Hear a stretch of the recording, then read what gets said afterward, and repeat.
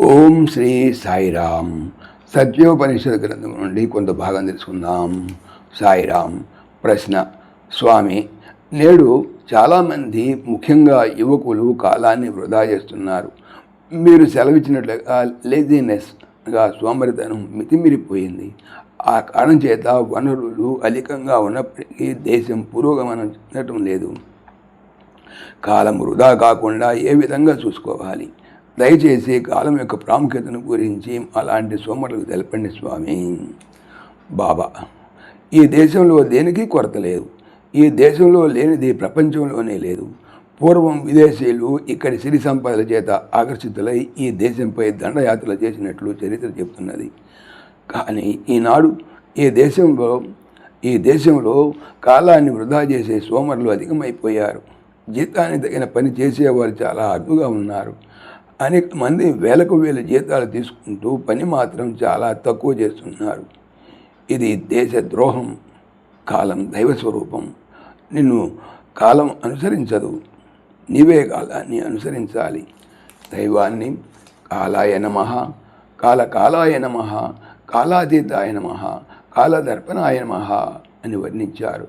కనుక కాలమును వృధా చేయటం దైవద్రోహం అన్నమాట. కాలాన్ని సద్వినియోగపరచుకోవాలి. చెడు చూడకూడదు, మంచినే చూడాలి. చెడు వినకూడదు, మంచినే వినాలి. చెడు తలంచకూడదు, మంచినే తలంచాలి.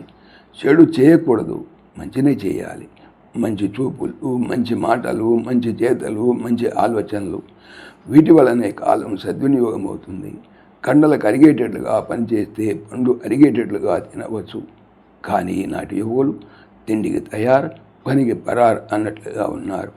ఇలాంటి సోమరిపోతులు సాధించేది ఏమీ లేదు. నిజానికి 2 చేతులతో పనిచేస్తే ఒక పొట్ట నింపలేరా? ఫోటోగ్రాఫర్ ఏం చేస్తాడు? కెమెరాను చక్కగా సిద్ధం చేసుకొని మిమ్మల్ని రెడీగా ఉండమని మీ ఫోటో తీస్తాడు. కానీ కాలుడు మీకు బీ రెడీ, సిద్ధంగా ఉండని చెప్పడు. అకస్మాత్తుగా తీసుకుపోతాడు. అందువల్ల మృత్యువుకు ఎప్పుడూ సిద్ధంగానే ఉండాలి. ఉన్న కాలాన్ని సద్వినియోగపరచుకోవాలి. భగవంతుని సృష్టిని గమనించండి. సూర్య చంద్రాదులు, నక్షత్రాదులు, వృక్ష సంపద, నదీ నదములు ఇవన్నీ కాలాన్ని అనుసరించి తమ కర్తవ్యాన్ని నిర్వర్తించి మానవాళికి ఆదర్శాన్ని అందిస్తున్నాయి.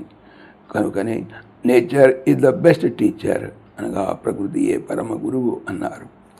మీకు ఆదివారం సెలవు ఉంది, కానీ స్వామికి ఒక సెలవు దినం కూడా లేదు. ఎన్నో వేల ఉత్తరాలు వస్తుంటాయి. అన్నిటినీ చదువుతాను. అన్ని పనులు నేనే స్వయంగా చూసుకుంటాను.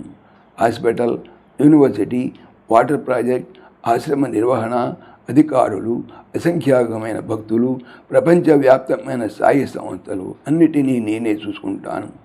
స్వామికి విరామము, విశ్రాంతి అనేవి లేవు. మీ అందరి ఆనందమే నాకు ఆనందము. జనులకు ఆదర్శాన్ని అందించే నిమిత్తమే ఈ అవతారం వచ్చింది. కనుక కాలాన్ని వృధా చేయక కర్మ ద్వారా ధర్మమును పోషించుకొని జన్మను సార్థకం చేసుకోండి. సాయిరామ్.